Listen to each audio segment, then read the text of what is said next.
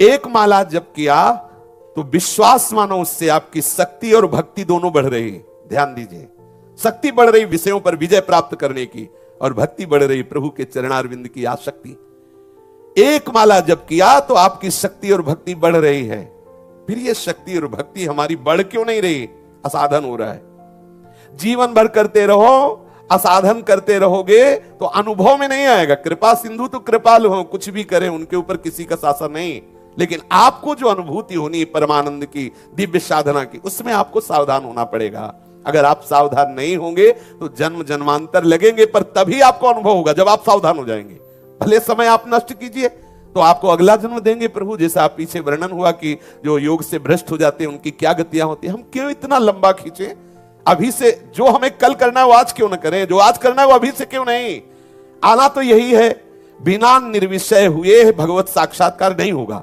तो जलना तो है ही है, जब छोड़ना ही है तो कल क्यों?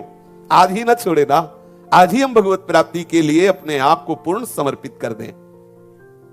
यदि कोई ऐसा कहे कि ये जो हम गलती कर ली ये हमें मालूम नहीं था, तो एक घोर अज्ञान झूठी बात है। अंतर में बैठे हुए प्रभु सबको बताते हैं।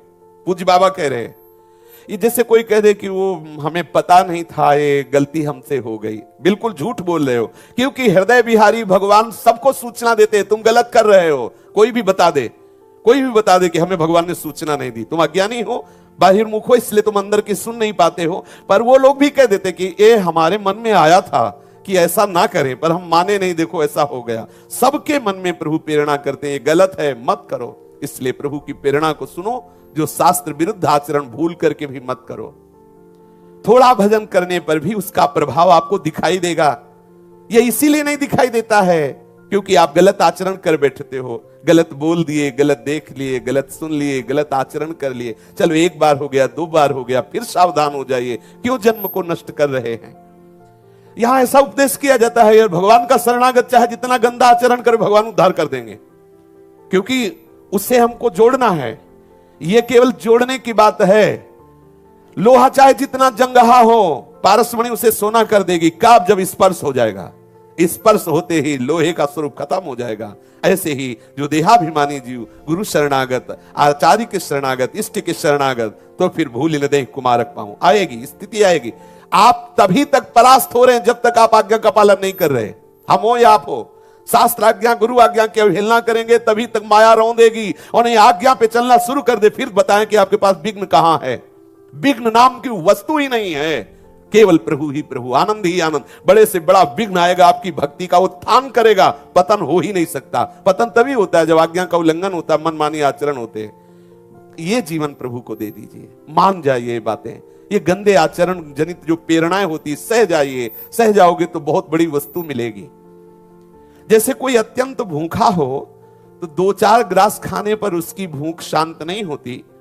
जब वो और अधिक भोजन पाएगा तो उसको समझ में आ जाएगा कि मेरी भूख तो पहले कवल से ही शांत होनी शुरू हो गई थी। ऐसे ही बहुत जन्मों से हम कुछ न कुछ शुभ शुभ आचरण पाप पुण्य के करते चले आ रहे हैं।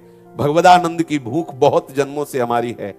अब हम थोड़ा भजन करते हैं, हमें समझ में नहीं आता, हम और भजन बढ़ाएं और भजन बढ़ाएं, रात दिन भजन करने लगे, तब समझ में आएगा कि भजन से शांति तो प्रथम दिन से ही शुरू हो गई थी। रात दिन भजन करने का मतलब है रात दिन युद्ध करके माया को परास्त करना।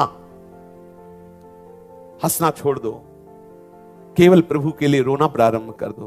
पूज्य पादुड़िया बाबा जी कह रहे हैं, प्रभु मुझे विकारों से बचाओ, प्रभु मुझे निरंतरता भजन की दो, प्रभु अपने प्रेमी जनों का संग दो, प्रभु मुझे संभाल लो, मैं आपका होना चाहता हूं, आप मुझे वैसे आचरण दे दो, वैसी बुद्धि दे दो।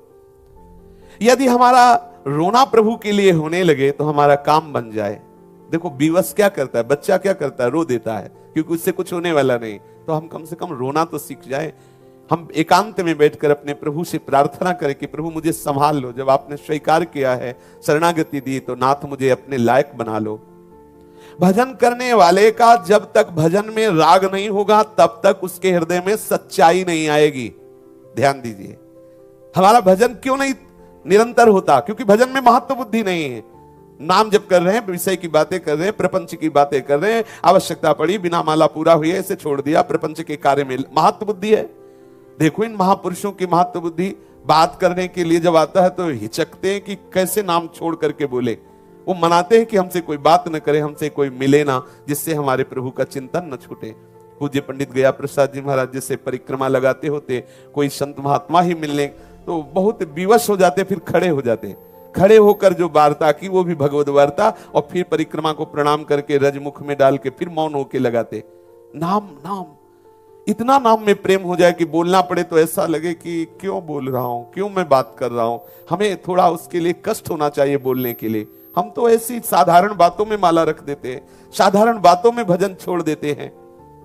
भजन में जब तक राग नहीं होगा तब तक सच्चाई जीवन में नहीं आएगी।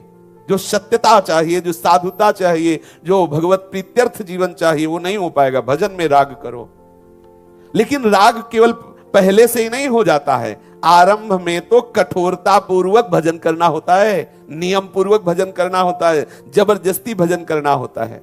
किसी ने प्रश्न किया कि जब हम नाम जप करते हैं तो हमारा सर दर्द करने लगता है। इसके लिए दो ही बातें हैं। आपका ब्रह्मचर्य बहुत ही खराब हो चुका है, क्योंकि आपकी जो तंतुएं हैं, जो नस नाड़ियां हैं, वो शक्तिहीन हो गई है। दूसरी बात है आपका पेट खराब है, आपके पेट में गैस बनती है, कब्ज है, उसका सुधार कर लो। भजन से तो एक आनंद की शीतलता दौड़ती है।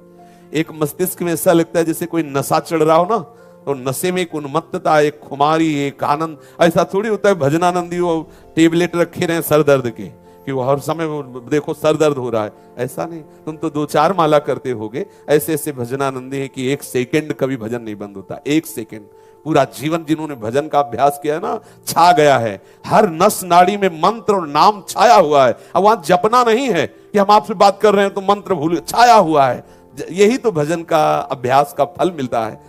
क्या प्रभु देते, सच्ची मानिए क्या देते हैं। आप रोगे, निहाल हो जाओगे। जब आपका परिणाम प्रकाशित होगा ना तो आप नाचोगे। और अगर बुरे आचरण किए, मनमानी आचरण किए, तो फिर देख लेना परिणाम प्रकाशित होगा। अवश्य में भोक्तव्यम कृतम कर्म शुभाशुभम। आरंभ में कठोरता से भजन करना होता है, नियम से भजन करना होता है। ऐसा करोगे ना तो भजन में प्यार हो जाएगा, भजन में राग हो जाएगा। किंतु ऐसा तभी होता है जब संत महापुरुषों का संग होता है, गुरुजनों की आज्ञा, तभी कठोरता भी आएगी। जैसे आप सुन रहे हो ना, तो ये वाणी जाके आपको चैन नहीं लेने देगी, आपके हृदय में जलन पैदा कर देगी, आपके हृदय में एक वीरता आ जाएगी, विषयों को परास्त करने का बल आ जाएगा। बिना संत महात्माओं का संग किए भजन में नियम पूर्णता या दृढ़ता नहीं आती है। और बिना भजन में नियम पूर्णता, कठोरता, दृढ़ता आए बिना वो भजन परिपक्व नहीं होता, भजन में प्रेम नहीं होता। जो बेगार समझ करके कुछ नियम पूरे करते हैं कि भाई करना ही है, जल्दी पल्ले जैसा जो कुछ, तो वो भजन प्रेम पूर्वक नहीं हुआ, वो भजन प्रेम प्राप्ति वाला नहीं हुआ। दीर्घ काल तक श्रद्धा पूर्वक सत्कार सहित निरंतर भजन करो। यदि ऐसा ना हो तो समझना चाहिए कि भजन के नाम पर हम बेगार टाल रहे हैं, फिर तुम्हें कैसे भगवदानंद की अनुभूति हो। जब भजन का राग होता है तब सब विषय अपने आप विषवत लगते। सच्ची बात कहते, सच्ची बात। जब आपके हृदय में भजन का प्रकाश होगा ना, तो यही हृदय है, यही हृदय। एक दिन एक उपासक से कह रहे थे कि इसी हृदय ने हम ब्रह्मास्म का चिंतन किया है और इसी हृदय में सहचरी भाव का चिंतन हुआ है।